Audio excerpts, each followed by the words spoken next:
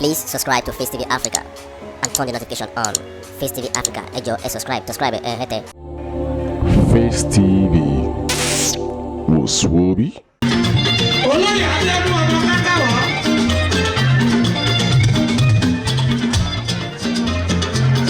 Ó ní báwo kíyàwó Ìṣọ̀lá dé.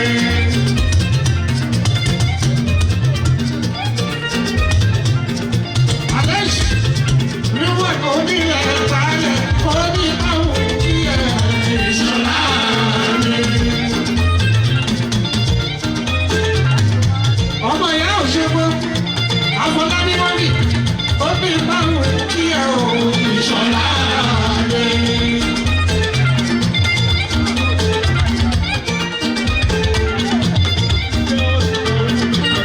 Àgbẹ̀dáwé àpàlọ́gbọ̀rọ̀ lọ, ó bí báwo kí ẹ ò Ìṣọ̀lá dé.